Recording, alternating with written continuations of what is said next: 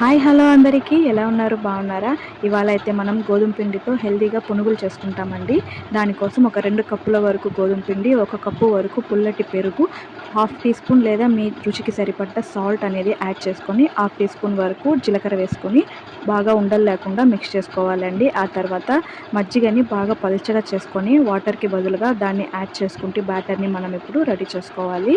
దీన్ని మజ్జిగ వేసుకుంటూ బాగా బీట్ చేసుకోవాలండి. ఒకేసారి మొత్తం వేసేయకుండా కొంచెం కొంచెంగా బీట్ చేసుకుంటూ మనం మజ్జిగ అనేది యాడ్ చేసుకుంటూ ఉన్నామంటే ఆ బీటింగ్ ప్రాసెస్లోనే ఉందండి మనకు పునుగులు అనేవి ఎలా వస్తాయి అనేది. ఇక్కడ నేను వీడియోలో చూపిస్తున్నట్టుగా బాగా ట్యాప్ చేయాలి.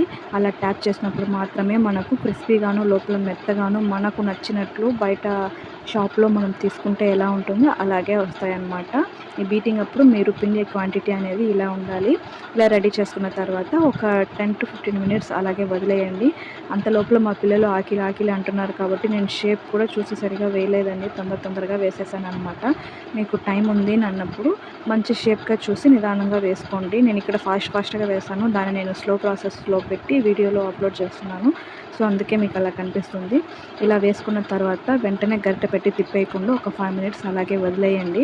ఇక్కడైతే నేను ఒక మిస్టేక్ చేశానండి. ఆయిల్ అనేది ఇంకొంచెం పోసి ఉండాలి. కొంచెం తక్కువైంది. ఫస్ట్ వేసినప్పుడు మొత్తం ప్యాన్కి అతుక్కుపోయాయి అనమాట. ఆ తర్వాత ఇంకొంచెం ఆయిల్ అనేది యాడ్ చేశాక బాగా వచ్చాయి.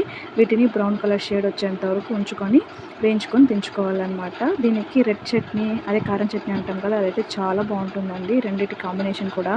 అలాగే రెడ్ చట్నీ ఎలా చేసుకోవాలో మన ఛానల్లో ఆల్రెడీ 2 రకాలు అప్లోడ్ చేశానండి. మీకు ఏ విధంగా నచ్చితే అలా చేసుకొని దీనికి కాంబినేషన్గా సైడ్ డిష్గా యూజ్ చేసుకోవచ్చు. పిల్లలు చాలా ఇష్టంగా తింటారండి. బయట తీసి పెట్టే పని లేకుండా ఇలా ఇంట్లోనే రెడీ చేసి పెట్టారంటే వాళ్ళకి హెల్తీగా ఉంటుంది. వీడియో నచ్చిందంటే లైక్ చేసి సబ్స్క్రైబ్ చేసుకోండి.